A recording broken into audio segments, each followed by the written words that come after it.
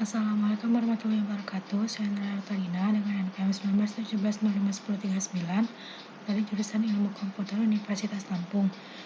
Pada video kali ini, saya akan membuat video untuk memenuhi tugas dari mata kuliah teori bahasa dan otomata. Kali ini saya akan membahas mengenai konteks free language atau bahasa bebas konteks. Konteks free language, yang bisa disingkat sebagai CFL, adalah sebuah tata bahasa di mana tidak terdapat pembatasan pada hasil produksinya. Terdapat 4 tupel yang dapat dinyatakan dengan G sama dengan ada V, sigma, P, dan S, di mana V adalah himpunan simbol variabel atau non-terminal, sigma adalah himpunan simbol terminal, P adalah kumpulan aturan produksi, S adalah simbol awal. Nah, untuk aturan produksi pada CFL itu adalah A memetakan alpha, di mana alpha sama dengan V union sigma star, dan A anggota V ini harusnya A kecil ya. Berikut ini adalah metode untuk menentukan string sebuah bahasa atau tidak. Yang pertama adalah mulai dengan simbol awal dan pilih yang terdekat dengan produksi yang cocok dengan string yang diberikan. Produksi di sini maksudnya adalah aturan produksi.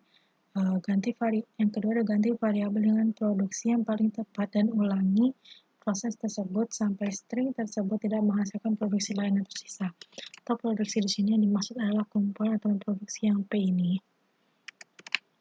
Berikutnya ada derivation tree. Derivation tree atau pohon penurunan atau parse tree itu digunakan untuk menggambarkan simbol-simbol variabel menjadi simbol-simbol terminal. Setiap simbol variabel akan diturunkan menjadi terminal sampai tidak ada yang belum tergantikan. Contohnya bisa di sini terdapat CFG atau CFL dengan aturan produksi sebagai berikut dengan simbol awal S. S memetakan A besar, B besar, A, B kecil, B besar, B kecil, B, A, garis lurus, lambda. Di sini kita buat sebagai simbol awal adalah S. Letakkan sini adalah A besar, dan B. Kemudian sini A ini. Masukkan B besar, B kecil. B di sini dia memiliki nilai A. Kita masukkan A ini. Kita masukkan yang ini tadi, kita buat. Ini kita lihat B di sini yang A dan lambda. Kita buat lambda. Nah, derivation ini ada dua, itu ada leftmost derivation dan rightmost derivation.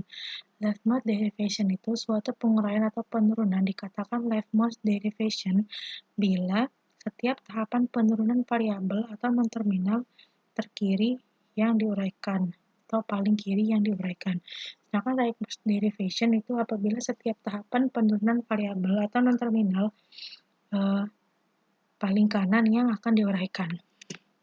Contohnya sini ada G atau bahasa L sama dengan A besar, B kecil, S besar, A kecil, B kecil, S dan P dengan aturan produksi P, S, A besar, B besar, A adalah A kecil, A besar lambda, B besar, B kecil lambda. Nah, untuk leftmost derivation untuk menghasilkan string AAB, kita mulai dari AB, AAAB, AAB, A, B besar, B kecil, A, B kecil. Untuk rightmost derivation, untuk menghasilkan string AB itu S menjadi AB, menjadi A besar A, B besar B, menjadi A besar B kecil, menjadi A kecil, A besar B, menjadi A kecil, B kecil. Nah, terus yang berikutnya ada ambiguous grammar atau bahasa yang ambigu. Terjadi apabila terdapat lebih dari satu pohon penurunan yang berbeda untuk memperoleh suatu string. Paling sedikit ada 2 pohon. Nah, contohnya misal terdapat tata bahasa berikut S besar, S besar, A kecil, S besar, B kecil, lambda. Nah, untuk memperoleh untai AABB terdapat 2 cara penurunan. Bisa dilihat di sini cara yang pertama,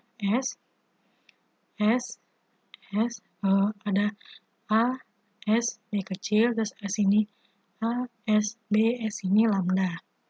Bisa juga seperti ini, S naikkan ke lambda, kemudian S, A kecil, S, B kecil, S ini turunkan lagi ada A kecil, S, B, dan S ini turunkan lagi ada lambda.